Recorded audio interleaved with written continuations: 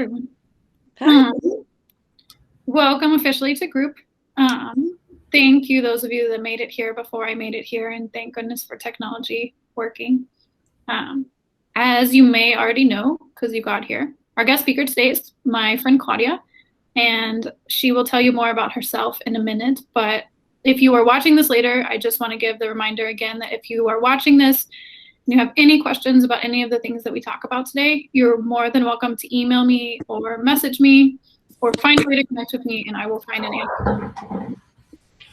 And if you're here and you have any questions, feel free to always unmute yourself or type them into the chat, and we will get there.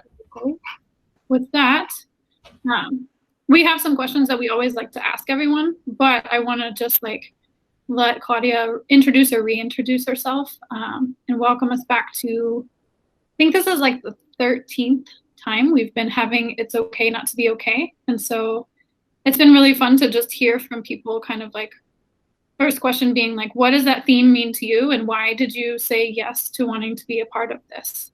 And who are you and what brings you to us today? Great. So should I just go ahead and introduce myself? Yeah, so go ahead and just let us know about yourself. And then I have a couple questions people have given me, and then we will hear the wisdom that you have for us. So. Okay. Oh, I love that word, wisdom. Well, I am a retired teacher. I just retired last June from Powell Valley Elementary, where I spent 26 years in Gresham Barlow teaching first and sometimes second grade. And I loved it, loved it. I'm glad I'm not there this year. Virtual isn't the same as being in person, but I do miss the children a lot. After I retired, actually, before I retired, I did some training to be a yoga teacher.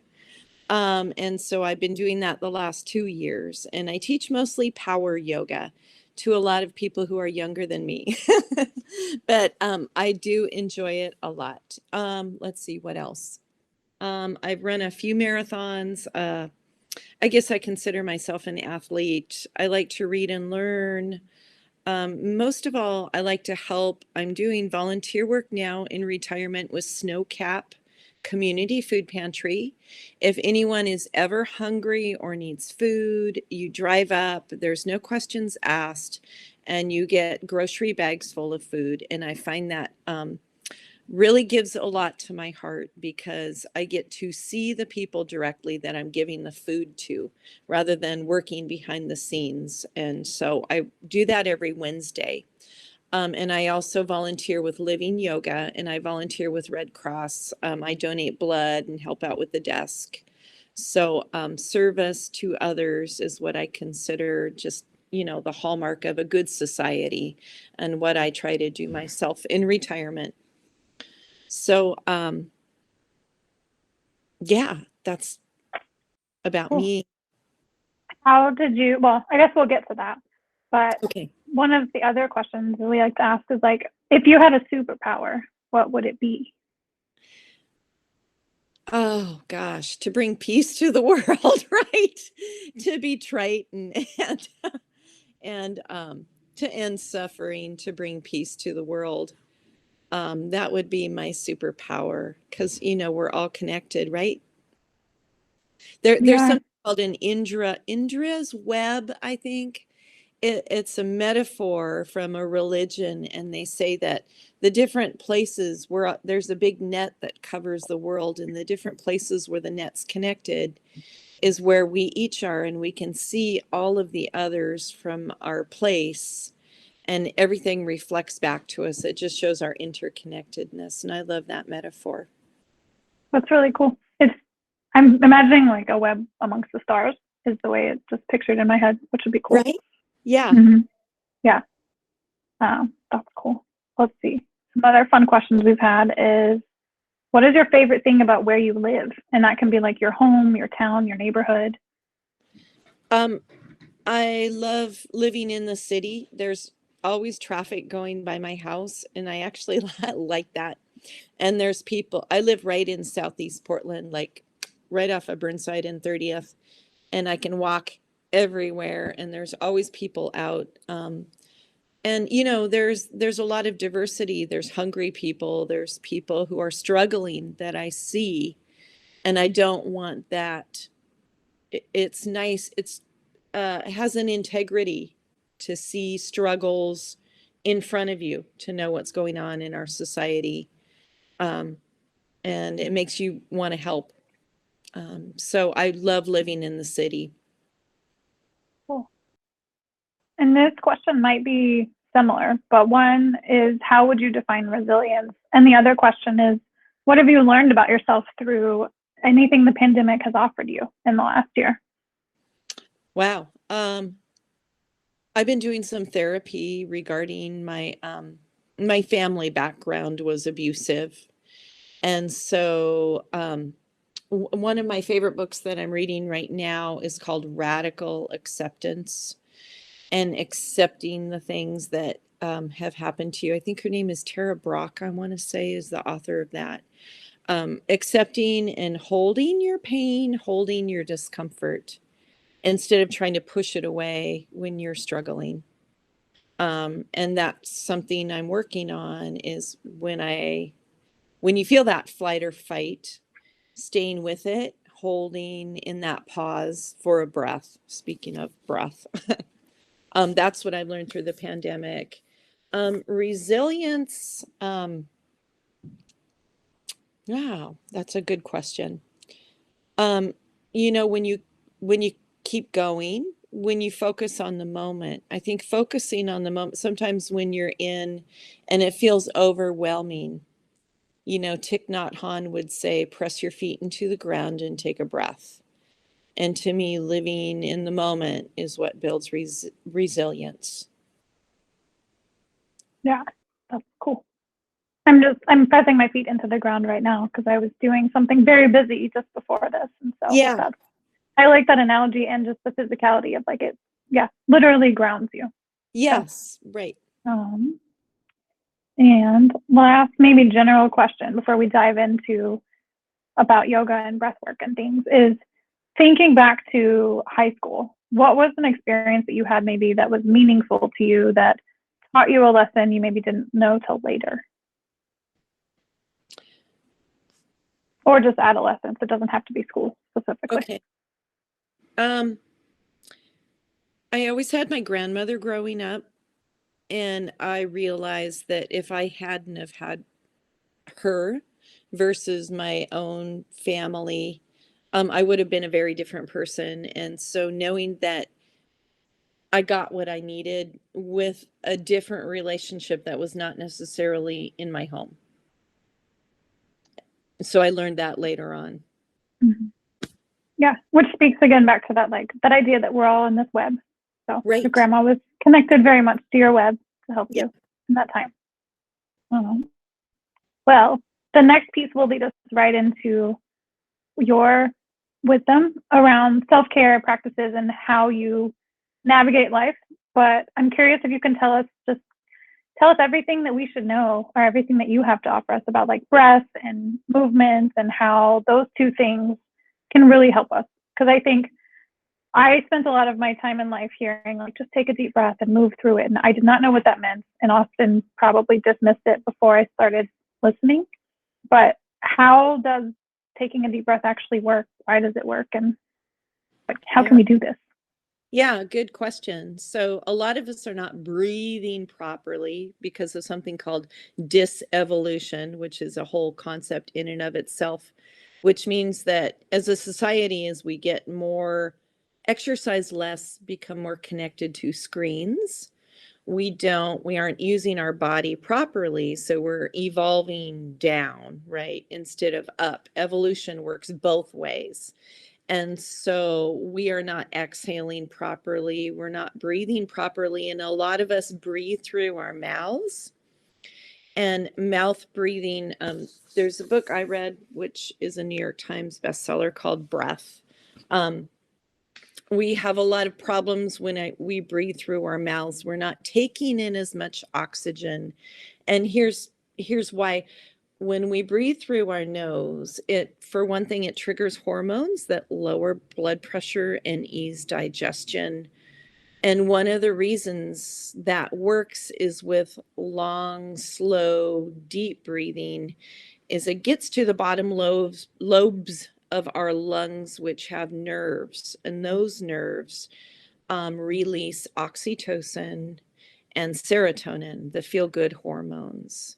So when you breathe slowly and deeply through your nose, it gets into those nerves.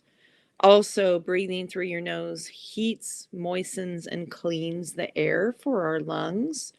The book I read talks a lot about athletes, and it talks about some experiments they did with athletes when they actually put like a piece of tape on their mouths, and they found out that they increased, let's see, I had that written down. Wow. They cut their physical exertion by half. So they increased their oxygen intake because it also increases your nitrous oxide, which helps you absorb 20% more oxygen in your body when you breathe through your nose. So, and the author of the book actually did a study where he plugged his nose and lived for a month with his nose plugged, and it interfered with his sleep, his digestion, you know, that old rest and digest, which is part of your parasympathetic nervous system. It like took all that away. And at the end of the experiment, he was like, he felt himself, his anxiety had increased. He had a hard time functioning. And then he did the experiment the opposite way, and they call it mouth taping. It's actually a treatment they do where you take a piece of Scotch tape and you put it over your mouth, and sometimes you sleep that way. And when he breathed just through his nose, he was able to sleep better, to rest better. His anxiety was markedly decreased. So there's all kinds of reasons to breathe through our nose. And the other part of breathing is that we're breathing too much a lot. We need to breathe slowly. But when we breathe slowly, we breathe more fully through our nose. So we're actually taking in more oxygen. And so our brain is more fueled. And part of that is we have two nostrils, right? The right nostril and the left nostril. The right nostril is kind of the gas pedal, and it triggers our sympathetic nervous system. It helps trigger flight and fight. It helps, let's see, I wrote it down. It helps trigger our left brain for rational planning.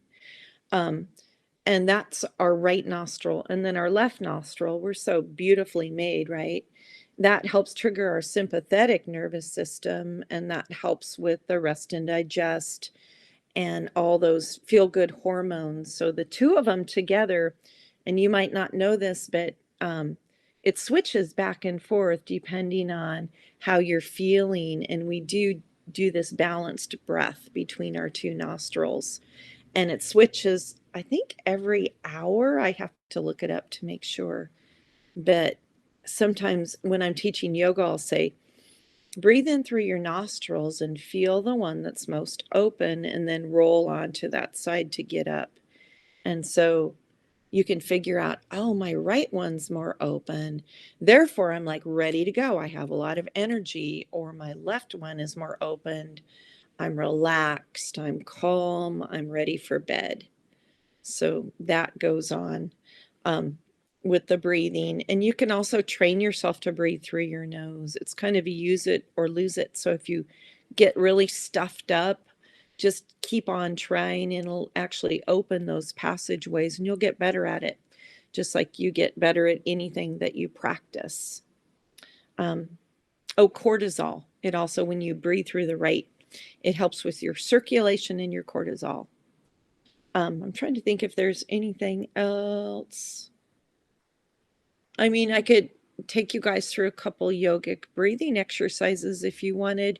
And one of my favorites by Dr. Andrew Weil called 4-7-8 breathing. It's actually used in hospitals. If you Google Providence, that breathing technique will come up for stress, for dealing with stress. So if you guys want to do some breathing, let me know, or I can tell you about it too.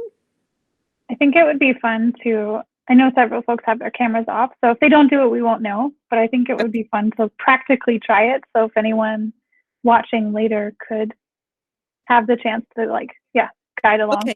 Okay. So. And I'll show you 3 different breathing techniques, ones that I use a lot. And the first one is like really easy. It's called square breathing. And actually, the Navy SEALs use this as part of their training. So for whatever that is worth. And you simply breathe into the count of 4, hold for the count of 4, exhale the count of 4, and hold at the bottom for the count of 4. So if you guys are ready, you can soften your eyes and we'll do it together. So inhale for the count of 1, 2, 3, 4. Hold at the top. 2, 3, 4. Exhale for 2, 3, 4. Hold at the bottom for 2, 3, 4. And then count on your own and take 2 more rounds.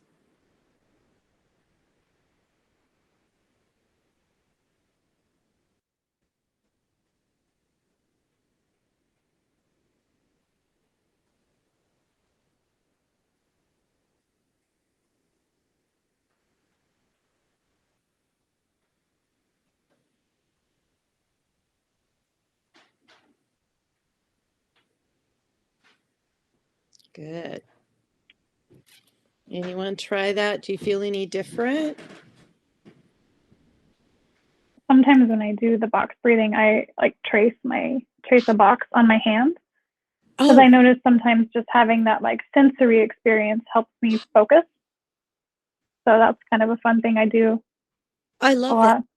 Like I'm inhaling and then I'm holding, exhaling, and then holding. Love So it. yeah, it's been a thing that I've learned when I'm feeling especially anxious, can just kind of reek around. And we had a speaker a few weeks ago talk about tapping and just that it seems like the two of those could connect really well. Yeah, yeah. I love tapping. Yeah. Mm-hmm. Emotional freedom technique. Mm-hmm. EFT. Yeah. The little things we can do even when we're in the grocery store or something. Yeah. And help us to pause and connect with the moment, because we can all be resilient in the moment. The next breath is Nadi showed, and you probably know this one, Kim, right? Mm-hmm. So you take your 2-piece fingers and then you put it on your forehead. You can even massage. They call this the third eye chakra or your intuition. So you can like massage that, and then have your thumb over your right nostril, ring finger and pinky over your left, and breathe in deeply. Exhale all the way, and then block your right nostril. Breathe in through your left. Hold at the top. Breathe out through your right. Hold at the bottom. Breathe in through your right. Oh, wait, I'm forgetting something. Am I forgetting something? It seems like, do we need to exhale? No, that's right. Is that right? Mm-hmm. I think that's Okay. right. I've been doing it right. Even, Okay. yeah. So. Okay, we'll start over. Okay, breathe in through your left. Hold at the top. Breathe out through your right. That's where I went wrong. I was just doing that naturally. Yeah. Then breathe in through your right. Hold at the top. Breathe out through your left. In through your left.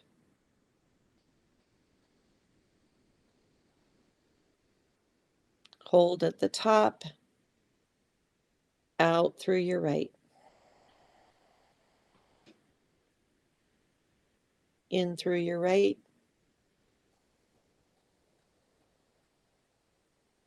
Hold at the top. Out through your left. Good. And you can keep it going. So you inhale through your left to start, hold, exhale through your right. Then start your inhale through the right, exhale, inhale. And then it kind of balances out, like I said before, when you're breathing in your right nostril, it triggers your left brain, your planning brain. When you're breathing in through the left, it triggers your right brain, your creative brain, your emotional side.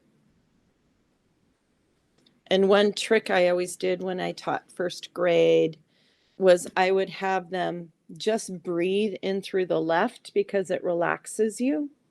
But I would mirror them so that they would think I was breathing in through my left when I was breathing in through my right. So I was energizing the teacher and trying to keep me up and relaxing the kids. And they never caught on. And then the last breath is called 4-7-8 breath. And this was developed by Andrew, I think you say his name, Weil. And this is specifically for anxiety. And it's called 4-7-8 because you breathe in for 4, hold for 7, and then you exhale with sound for 8, kind of like a whooshing sound on the exhale. So if you guys are ready, I can count you through a couple and then you can do one more on your own.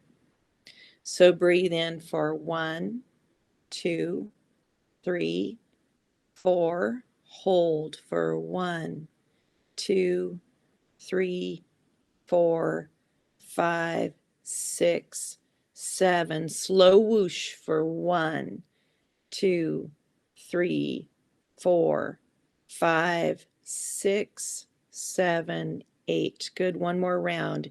In for 1, 2, 3, 4. Hold for 1, 2, 3, 4, 5, 6, 7. Slow whoosh for 1, 2, 3, 4, 5, 6, 7, 8. Good. Maybe do one more round on your own.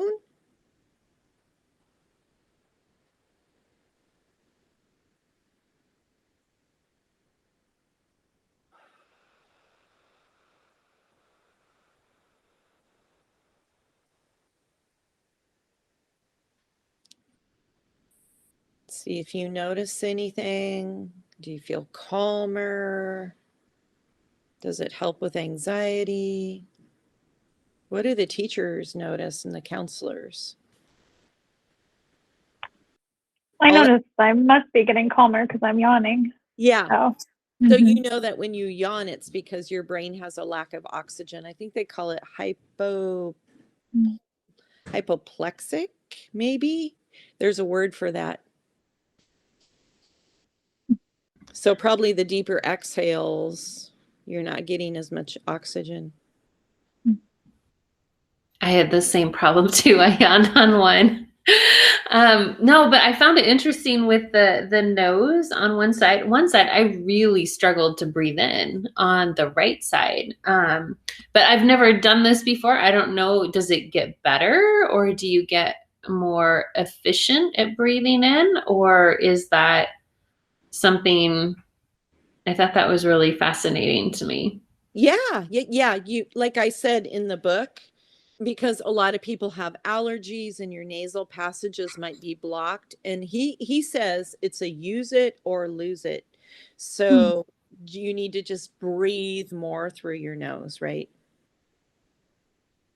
So, and it could be that your body's winding down at this point, right?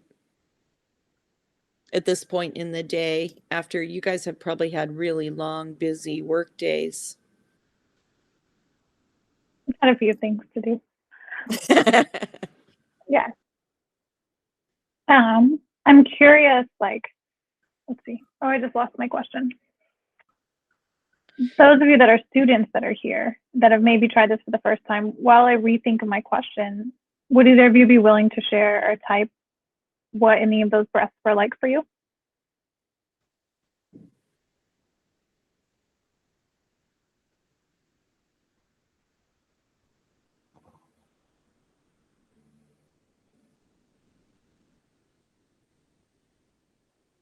I know something that I've shared with some students when we're in our traditional school setting where we're all coming to the same building every day and navigating the hallways and things like that.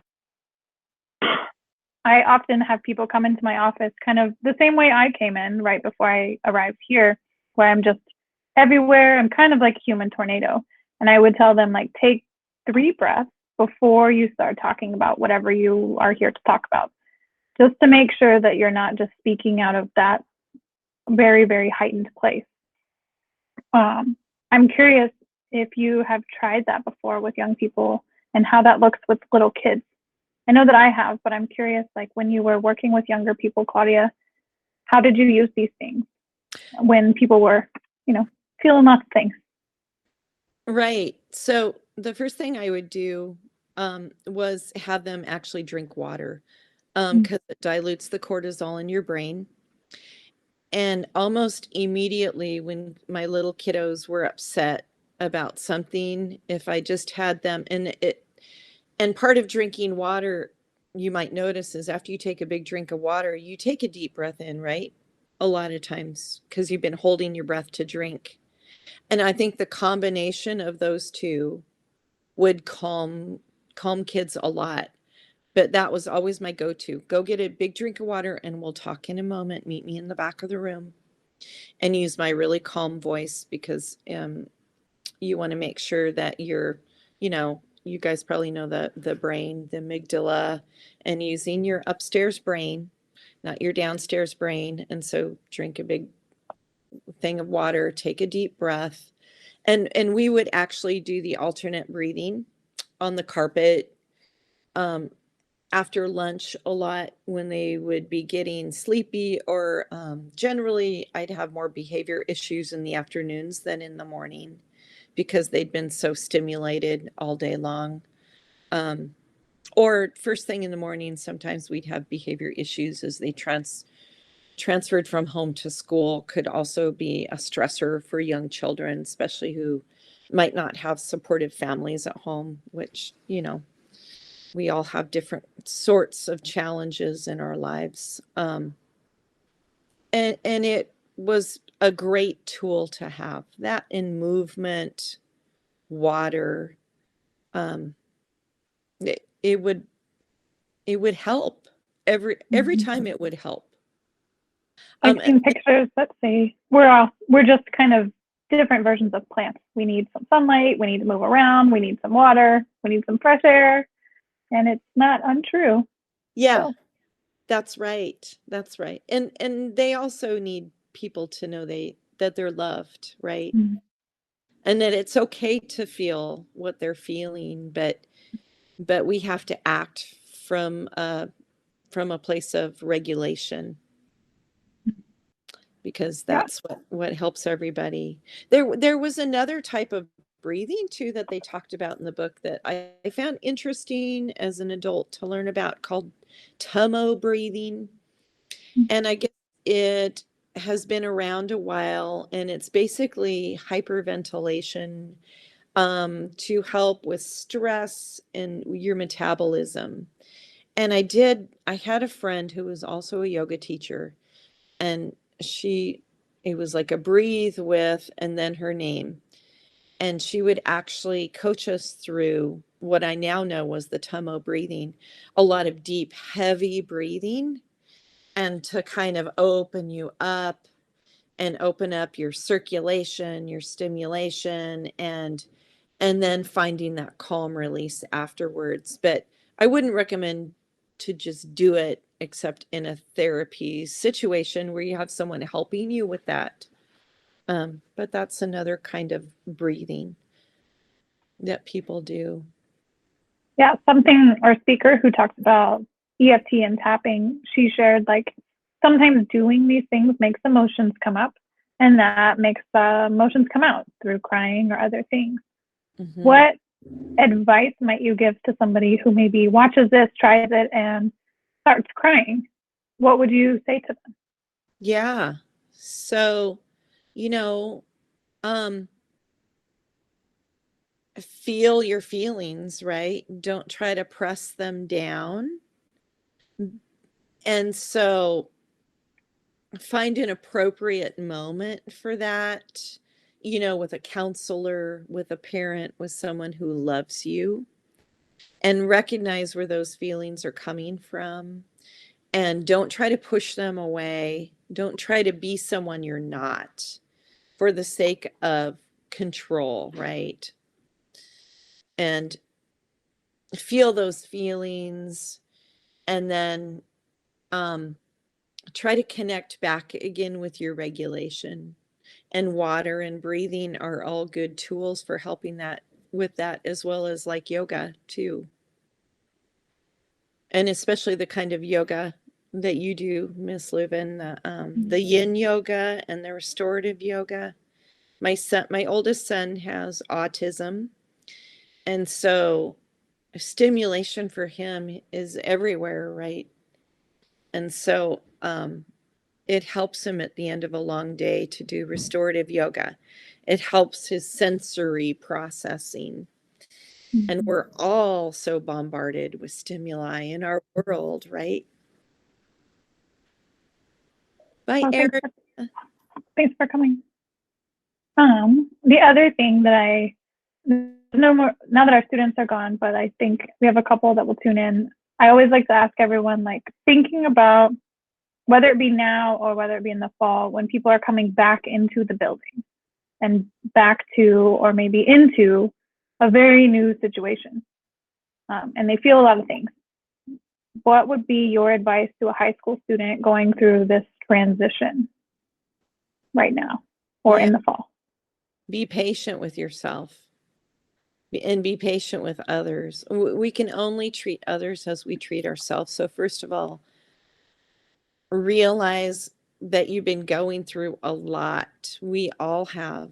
And realize that your neighbor and your teachers and your counselors have been going through a lot, and take that self-compassion, that self-love, and think about how others are feeling as well, and move with gentleness back into school, you know, with new eyes. It's gonna be a shock for everyone. Even going out to dinner can be like, right, a big shock, a big stimulus, you know, stimuli, a lot of stimuli going on with normal things that we used to do.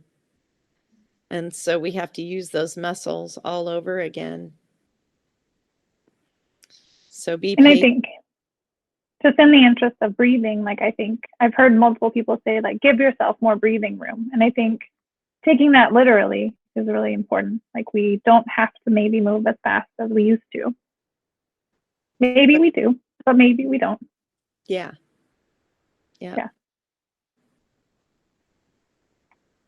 Well, anyone else here have any other questions or things they would love to hear about from Claudia?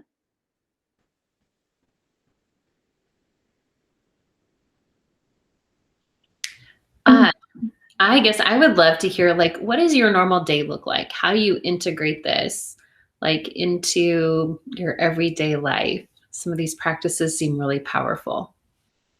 Yeah, so my life is quite a bit different now that I don't work full time. When I was teaching as a teacher, I often put in 10-hour days. And then I would go to a yoga class and maybe teach that yoga class while I was teaching school. And that would push my day, as Kim probably knows, Ms. Leuven, to like a 13-hour day, right? And now I have the benefit of more time, and I've discovered meditation. There's a little timer app on my phone that my counselor helped me find called Insight Meditation. And you can do a 5-minute meditation on your phone. And I've found that, as well as the breathing and the yoga, to be something I can't live without. Taking that pause, you know. And so every morning I start with reading my books and then doing a meditation. Sometimes I'll do a half an hour meditation with my community called Pause Meditation Studio. It's in downtown Portland, and sometimes I do classes with them for up to half an hour. And then I will plan my yoga class. I usually teach 2 yoga classes during weekdays. So I'll plan my yoga class, run it through my mind. And of course, breathing is always a part of that, right? The other day I did 5 yoga classes in one day and I found out that was too much, right? And I knew it would be. But here was the funny thing is that doing 5 yoga classes, I ended up with a sore throat and I found out I had a sore throat from doing so much ujjayi breathing, which is the yoga breath.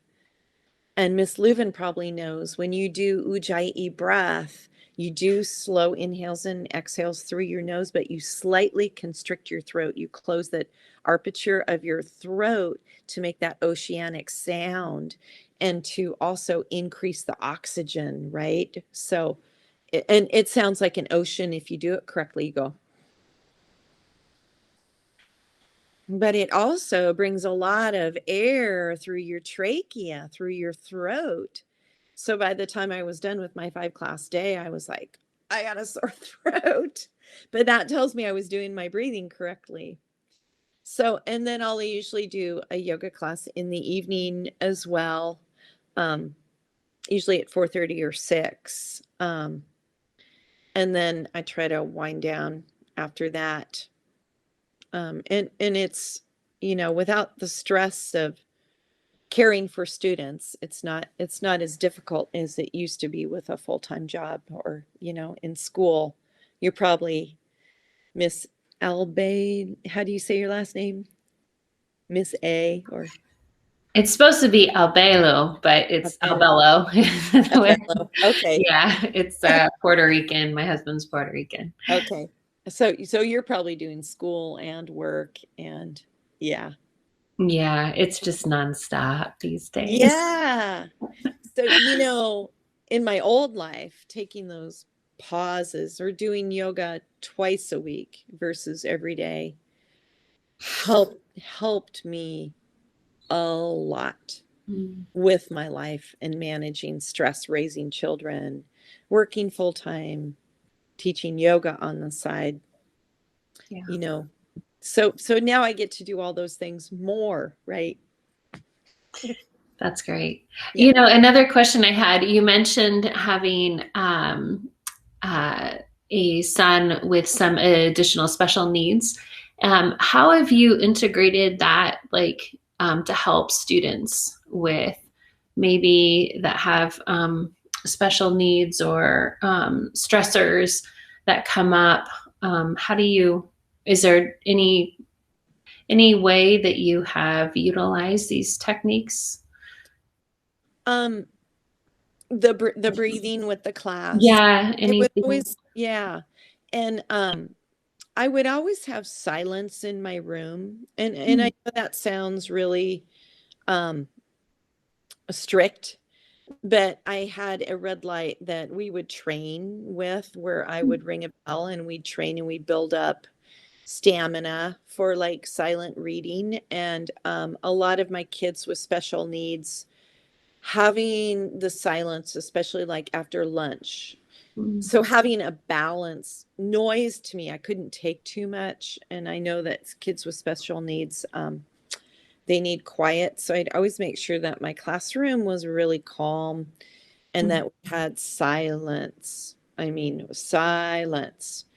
And the kids would get used to the habit of it. And so I could be anywhere and go, okay, we're going to ring a bell and we're all going to get silent, whether we were in the hall or, and I could keep them silent for up to 15, 20 minutes. But they learned, because I couldn't have a classroom where there was a lot of chaos, yelling, noise.